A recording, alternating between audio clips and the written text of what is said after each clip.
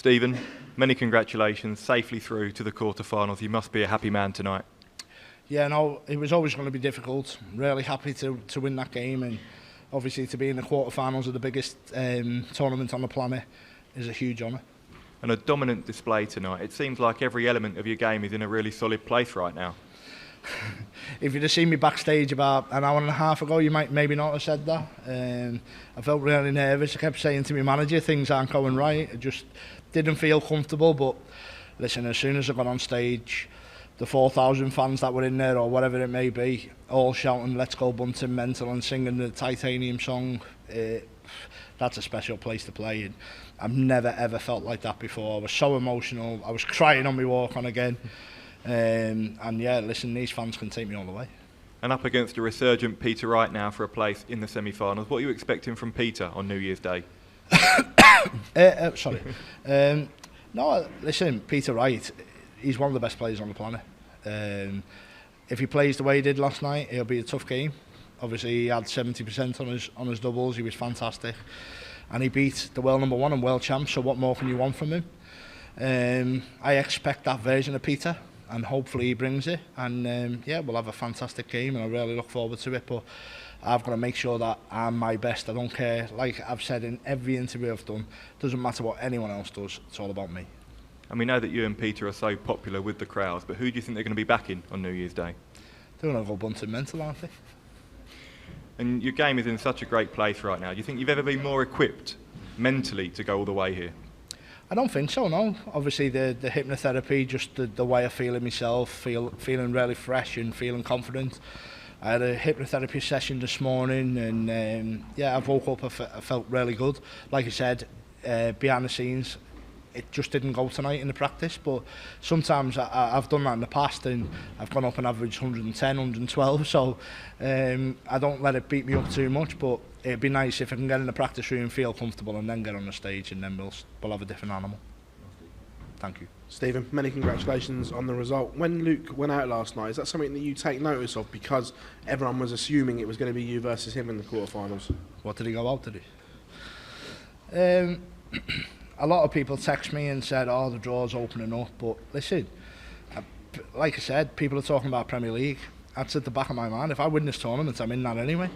So just keep focused on one game at a time, one leg at a time, one dart at a time, one throw at a time.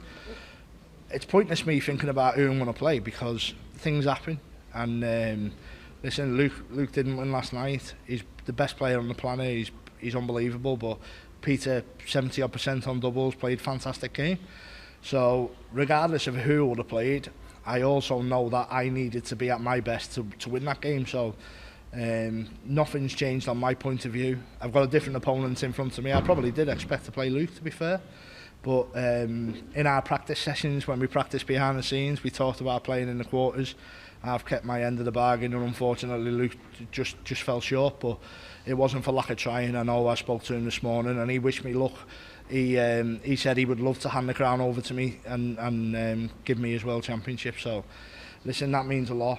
He's a massive friend of mine, and we'll continue to practice after this tournament. But for now, I've got to put all friendships aside and make sure that I'm 100%, and I know I can go all the way. It's about doing it.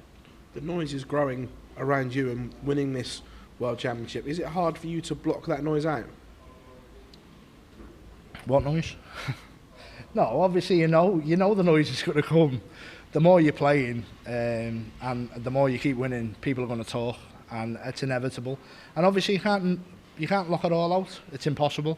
You open a paper and it's in there, or you go on TikTok or social media and people are talking. But I'm a very level-headed guy. I keep my feet on the ground. I've got a lovely family and management behind me. And I think that's really important. I think that's really helped. Obviously the hypnotherapy as well, just to keep me calm and stuff. And yeah, people can talk whatever they want. Hopefully they're all saying, I can win this tournament, because I know I can. But at the same time, I've still got to do it. I've still got to get on that stage. I've still got to throw me free darts. I've still got to hit me doubles. And if I do, yeah, of course I've got a chance. And the way, especially the first two sets, there were astronomical numbers. That's some statement and a way to sign off 2024. Yeah, no, I feel like I've had an unbelievable season, to be fair. Really proud of the way I've played. To push myself last year, I think I was well number 22 to into the top 8, is something that I could probably have only dreamed of last year. But just the dedication, the work behind the scenes, the management, like I said, the family behind me. I've got a newborn baby that I need to keep feeding now, so I need to keep winning, to be fair. And yeah, it's really important that I just keep my feet on the ground, keep doing what I'm doing, and yeah, let me daughter do the talking. Thank you. Stephen, well done on the win. When we spoke to Peter yesterday, he believed he's a bigger fan favourite than yourself. What do you think? Good luck to him. Peter Wright. To be fair, my son is his biggest fan. So hopefully tomorrow he doesn't wear his Peter Wright shirt. You've talked a couple of times about when you look over to the family section and you see your son, you see your family over there. Just how much extra does that give you in those sticky moments?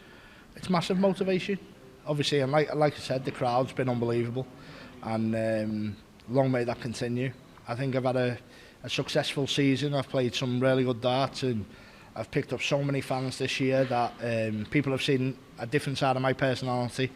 It's not just about seeing a boring dart player on stage, it's about them seeing what I can do off the hockey as well, the new YouTube channel, TikTok, I try and keep social. If people see me in as the supermarket or a Morrison's, they'll get what they get here. I'm a normal person, and I think that's very important for me. And yeah, long may that continue. I don't need to style my hair, I don't need to wear fancy shirts or fancy kicks. What you see is what you get, and for me, if I turn up and play my best game, I can win, and I'm dangerous in any tournament I play in now, which is great. I've won the Masters in February, which is fantastic. That monkey off my back, so to say, and I've come here with all the confidence in the world. Obviously 6 Pro Tour finals. One of the, I think, average-wise through the season, I'm in the top 10. So that shows me that the hard work behind the scenes has been planted. I know that the game's there, and I think, like I alluded to before, I'm in the best possible position to win this tournament I've ever been in. So I've still got a lot of long games to go, but I'm willing to put the hours in. I'm willing to make sure that I give myself every opportunity, and that's what I'm here to do. Thank you. Stephen, the first time you made the quarter-final here, it wasn't long after you lifted the trophy at Lakeside. What is the difference between the Stephen Bunting of then and the Stephen Bunting that we see now? I think I'm a far better player, far rounded, more consistent, double percentage is a lot higher. I mean, you only have to look at the stats now compared to back then. I think darts has moved on tenfold since back then as well. I think not just I've improved, I think every player in the Pro Tours improved as well, in the world. I think it's difficult now to win any game. Gone are the days where you used to average 100 and you was guaranteed to win a tournament. You can average 100 now and go out first round. So that's the testament to every single player that's on the tour now. Everyone's pushing each other to improve, and obviously when you've got the likes of Luke Little then on the scene, bursting onto the scene and putting our sport into even more of a public eye, it's so important to make sure that you are the best version of yourself. Chris Dolby has talked about his dream of taking the World Championship around St James's Park, but what would it mean taking it around Anfield? Anfield's better, isn't it? No, it'd be fantastic, and I think it'd be made even more fantastic because we play Man United, so that'd be unbelievable. Just shove that trophy down the throat as well. But no, listen, it'd be a dream come true. At the end of the day, it's difficult. I've got so many more games left to play, and I'd be stupid to think about the title now. I've still got Peter Wright to play next round. I'm fully focused on that game, and then obviously I've got another game after that and another game after that. So listen, like I've always said, one game at a time, one dart at a time, one set at a time. It's all about preparing for that next game, and I'll make sure I'm 100% ready to play Peter Wright. Thank you, Stephen. Well done. Thank you.